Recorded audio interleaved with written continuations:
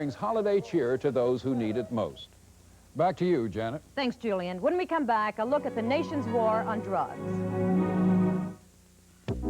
Here comes my frat brother Mike. When he pledged, I pledged. I was always following Mike's lead. That is, until now.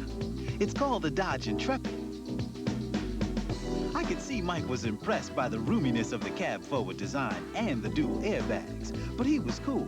Steering, braking, maneuvering, everything was on the money. But with Mike, you never know. So, how does this compare to your import? You got me this time. If you're looking for the type of oil lowest in saturated fat to cook foods like these, look no further. Chef Bert Wolf. It's all right here. 94% unsaturated Crisco Puritan. With just 1 gram per serving, Crisco is even lower in saturated fat than olive or corn oil. Crisco looks light, and there's no heavy oily taste. It's simple. For the type of oil lowest in saturated fat, there is nothing better. Cooks who know, trust Crisco. Right now at Luskin's, you'll pay nothing. No payments, no interest till May, just in time for the holidays. This on-screen VCR, $139. This IBM 486SX with 120 meg hard drive, $9.99. This Whirlpool microwave, $99. This door-busting AM/FM cassette car radio, $19.99. And this 40-inch Quasar, $11.99. Remember, only Luskin's has same-day delivery and no payments, no interest till May. Right now at Luskin's. When you have a cold, how many blows does your nose go through? Huh, seems like a million. Really blowing a lot. That's why you get a raw nose. It's really sore right around the edge. That's why there's Ultra Soft Puffs. Wow, it's really soft. Very velvety. You see, Puffs are puff for softness that really adds up. Softness that 4 out of 5 people prefer. Nobody uses one tissue. I can go like this, and I didn't have any rawness. Puffs does not offend your nose. I'm going to change to Puff. Ultra Soft Puffs. Softness on your nose through all the blows. This morning my nose said thank you.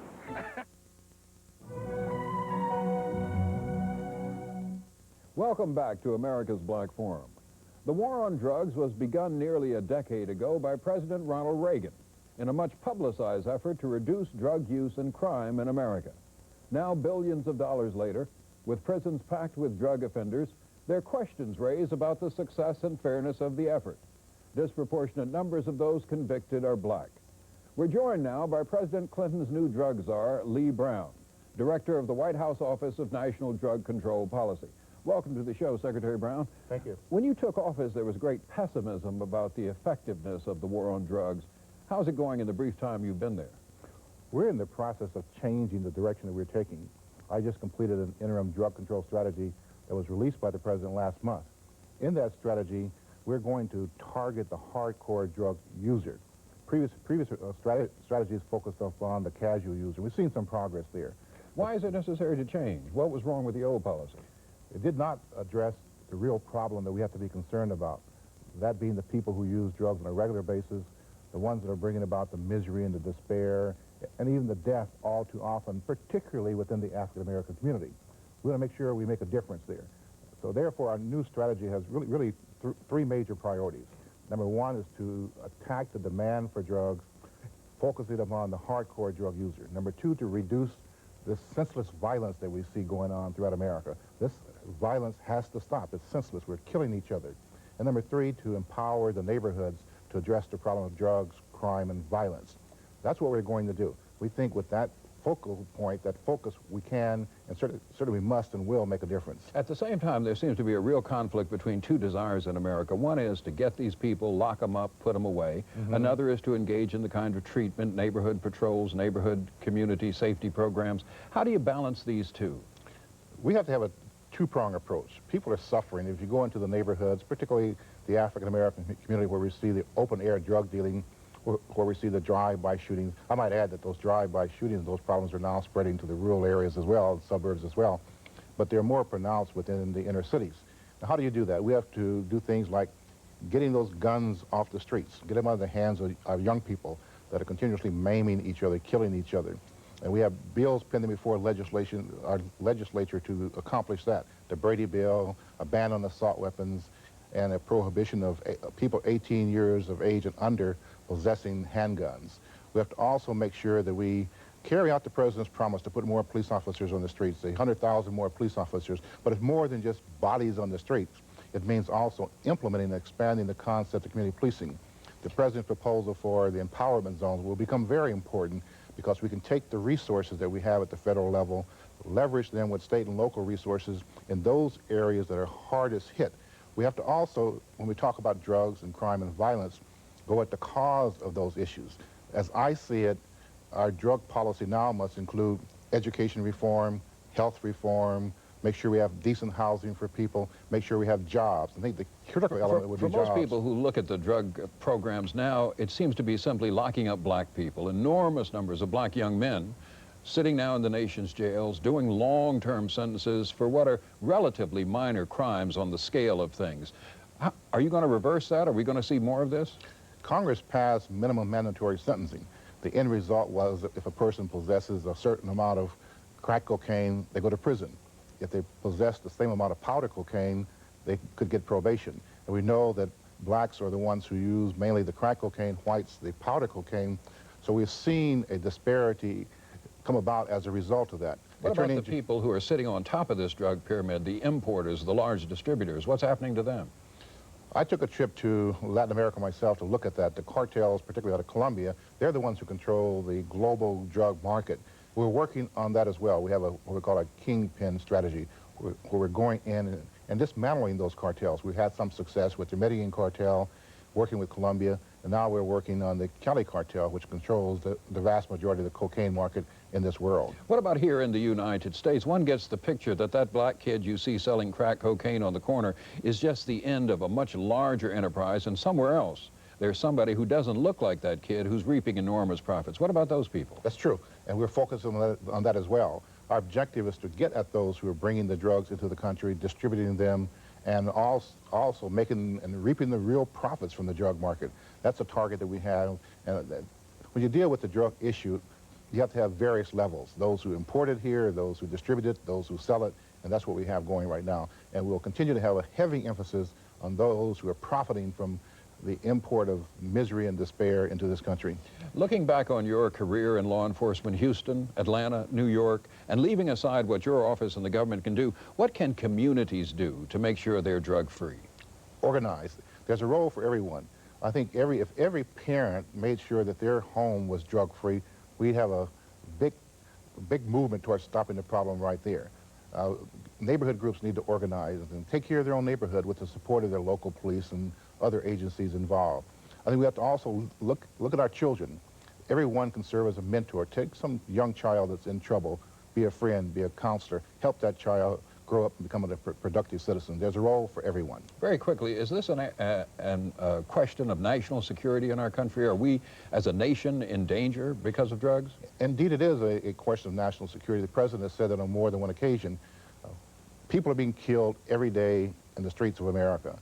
People are sending over those drugs, which is a tool, in my estimation, of despair, misery, and all too often death. It is a national security issue that we all have to be concerned about. Secretary Brown, thank you for being with us. Thank you. When we return, a look at the grim anniversary of the massacre in Jonestown. I love you. This holiday season, give the gifts that kids can enjoy winter, spring, summer, and fall.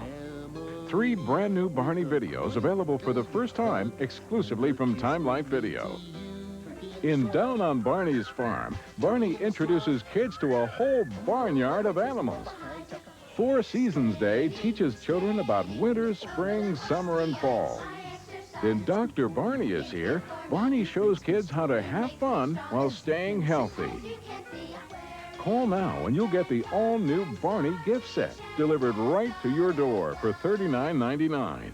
Use your credit card and you'll get this brass holiday ornament free, the Barney gift set. It's a great way to say, I love you. Call 1-800-544-1500 now. You'll get 3 all-new Barney videos for $39.99. Have your credit card ready and call 1-800-544-1500. What a difference today makes! With 2 great teams, it's one great start. Traffic and weather reports every 10 minutes. Weather here the next More live local and national news coverage. plus everything you need to know about the day ahead. They are the morning's best and brightest. The stars of Washington. What a way to begin your day with news for today. It's a bash. It's a party. Grab the kids and join the fun. Sesame Street celebrates 25 wonderful years next Donahue. Big Bird, Cookie Monster, Bert and Ernie, and the gang you love are ready to party and want you there. Get in on the action. Join the fun. It's big birthday fun for the whole family. You and your kids won't want to miss a minute of this very special celebration when Sesame Street celebrates 25 wonderful years next Donahue.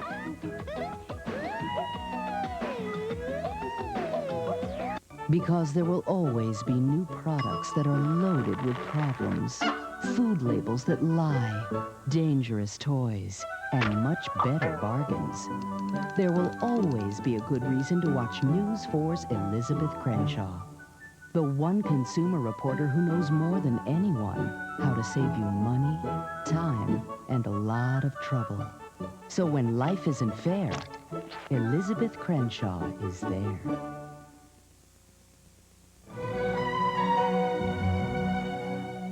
Welcome back to America's Black Forum. When David Koresh and members of his Branch Davidian cult died in flames this spring in Waco, Texas, few remembered a similar event 15 years earlier in Jonestown, Guyana. Hundreds of members of the Jim Jones cult lost their lives in mass suicide. Special correspondent Renee Kemp reports.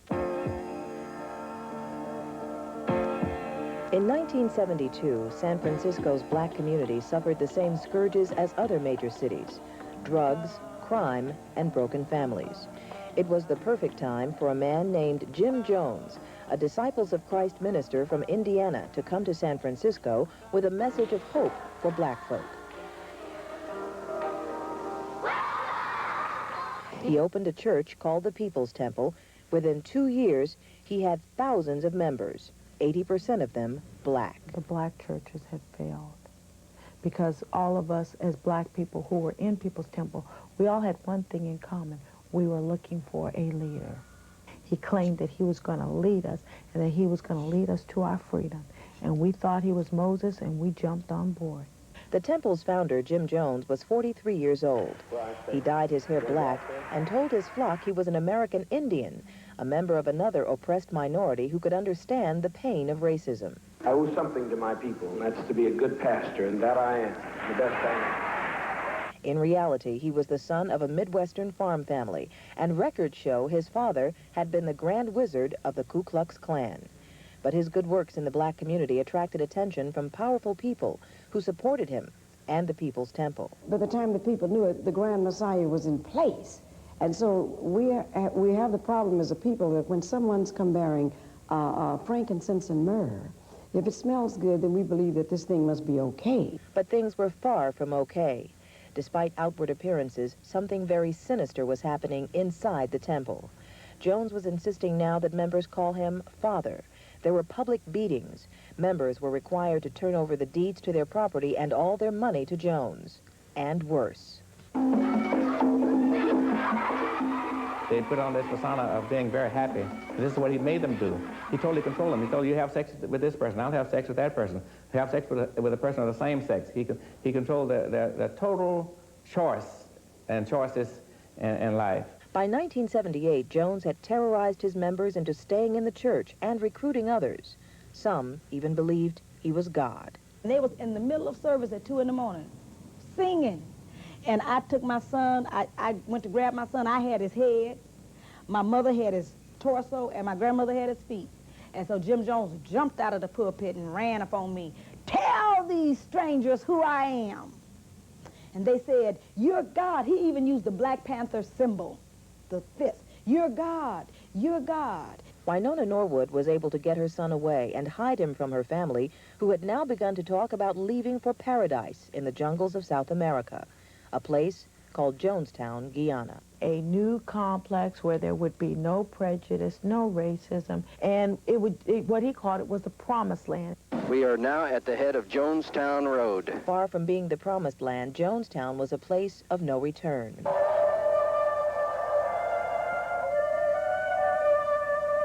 California Congressman Leo Ryan came to Guyana to investigate reports that people were being held against their will. When he tried to leave and take some with him, Jim Jones gave the order, kill them all. How do you feel about it? You may die tonight. I would die for you right now, Dad. I'm willing to face the front line with you right now. Thank you, Dad. I'm prepared to die for this family if I have to for freedom. Thank you, Dad. The children were killed with poisoned Kool-Aid. Adults who refused to drink were shot dead. In all, 912 people were killed or committed suicide. The vast majority were black. The graves start just a little bit in front of this tree, and all of these are caskets just lined up. Nearly half the victims are buried in a mass grave marked only by a small headstone. There are efforts to build a memorial wall to commemorate those who died in Jonestown. And only now are there attempts to determine how so many African Americans were led to their deaths in the jungle. I began to realize that we were taken advantage of. That this white man who told us about how King James took advantage of black slaves back in the 1600s, he did the exact same thing to us, and he did it in the 1900s. This land is where the People's Temple used to stand. In 1989, the massive earthquake that struck San Francisco cracked that building right down the middle. It had to be torn down. Many people said it was a fitting end to a building that had housed so much pain, to a cult that had destroyed so many lives. But was it the end? The FBI currently has dossiers on over 1,700 religious cults still operating in the U.S. today. Renee Kemp for America's Black Forum, San Francisco. In our business segment, black auto dealers are taking the wheel and negotiating through the recession in the automobile industry. One success story at Metrolina Dodge in North Carolina. It's one of the hottest cities in America today, Charlotte, North Carolina. Top banking ratings and a new football team promises to make Charlotte a major business center. A real mover and shaker in Charlotte is Reginald Hubbard. For 5 years, Hubbard has been the owner of one of the nation's top black auto dealerships. Since opening Metrolina Dodge in 1986, his business has ranked with the top dealerships in the country. He says the key is happy customers. In many dealerships, you drive up in the lot, you are converged upon by 6 or 7 people. We try to, and the slogan we use, and it's, I think, more than just a slogan, we take the bother out of buying. We try to approach the customer from the standpoint of sales assistance. Reginald Hubbard began his career as a salesman for Sears Auto Parts in Charleston, South Carolina. He raised sales there to #1 in only a year. A colleague suggested he'd be a great auto salesman. So Hubbard took him up on it and left his $62,000 a year Sears job, and he's now head of a $40 million auto empire. It ranks 7th in Black Enterprise magazine's top 100 auto dealers. Hubbard's philosophy? Whether you're selling washers and dryers or adding machines, selling is selling. And I felt I brought that to the table, that aggressiveness, that enthusiasm, that ability to motivate from a selling standpoint, along with a knowledge of service and what it took to not only repair vehicles properly, but service customers along in doing that. And despite a lagging economy, Hubbard has opened a second dealership in Charlotte. He believes optimism and hard work will see him through any future tough times. It's always interesting, it's always challenging, and it's never boring. When we return, football is the game at Howard University. Stay with us.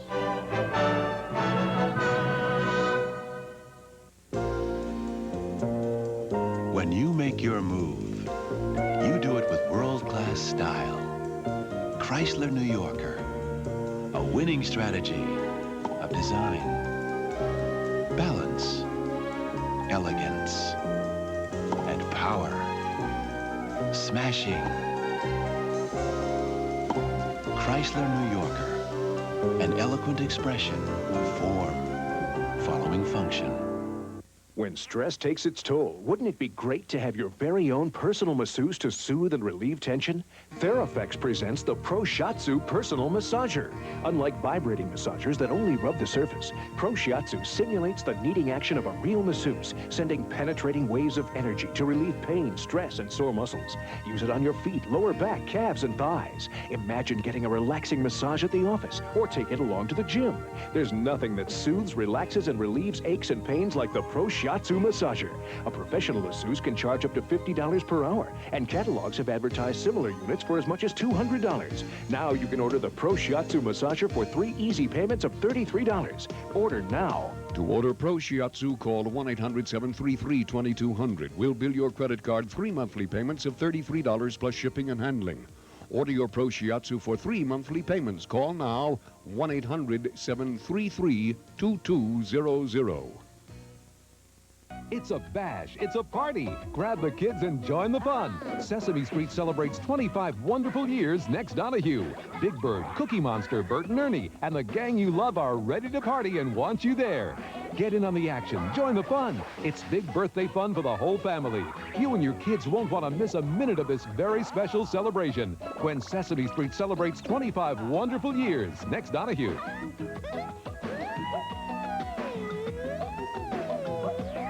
This is Linda. She's a man. This is Sean. He's a woman. They're a married couple who switch sexes to see how the other half lives. You really got into it, didn't you? Being with the guys. Yeah, it was a very bonding experience. But trading places isn't as easy as it looks. You have to think about so much more being a woman. You'll never look at a man or a woman the same way again on the next Maury Povich Show.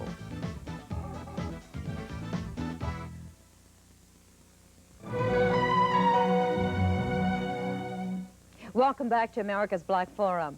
There is football fever at Howard University. This fall, the Bison are having their best season ever. During the week, the Howard University campus looks like any other peaceful campus around the United States. But on Saturday afternoons, there's nothing like Howard football. 4th down situation. Walker's going to pass. Touchdown, Howard University. The Bison are one of the hottest teams in Division I-AA, averaging 432 yards offense per game. Their victories, including a 66-37 stomping of Morgan State, reflect dominance on the field under the leadership of senior quarterback Jay Walker. Well, I only know one way to do things, and that's to give it 110%. I'm not going to go out there and lighten up on anybody. As a team, we go out there and try and win and put up as many points as possible. So if we're dominating, we're dominating. The 22-year-old Walker's poise and command on the field have earned him mention as a possible early-round NFL draft pick. Walker's coach, former Denver Bronco Steve Wilson, says Walker has a bright football future. Jay Walker has tremendous NFL potential. He has the size, the arm, he has the width, and I think the one thing that will really make him a great NFL quarterback is he has a tremendous willingness to work and a great will to win, and I think that's one of the things you have to have in order to be a top-notch quarterback. All the physicals are there, all the intangibles are there, he just needs the opportunity. When he steps on the field, he's in full command, and evidenced by a number of times this year we've been behind. He has been the catalyst not only in his participation, but also the things that he says and things that he does during the course of the football game to motivate other people to work. So Jay has tremendous leadership capabilities. Jay Walker credits his strong family upbringing for his determination to succeed. You know, family support for me helped me stay out of trouble as a youngster. It allowed me to go to a meeting when I had a meeting, when I made a responsibility. My mom made sure I stuck to the commitment, and she just always taught me, hey, stick with something that you decide to do. My father taught me old-fashioned traditions, and my grandmother told me the first thing and most important thing in life is to be a gentleman and treat others as you want to be treated. Jay Walker says professional football is in his immediate future, but his long-term goal is a career of community service in his native Los Angeles. When you leave football and life, you know, they kind of go hand in hand. I like to be a leader instead of a follower. You know, it's just my way of giving back. That's why I want to go back into politics. To me, life is all about giving back, and I think politics is the way to do it. Howard University quarterback Jay Walker, a young man with a commitment to his team, his school, and to his community. A student athlete with his eyes very clearly set on the prize. I'm Rich Adams for America's Black Forum. Well, that's our show for today. I'm Julian Bond. And I'm Janet Langhart. Tune in again next week for another edition of America's Black Forum.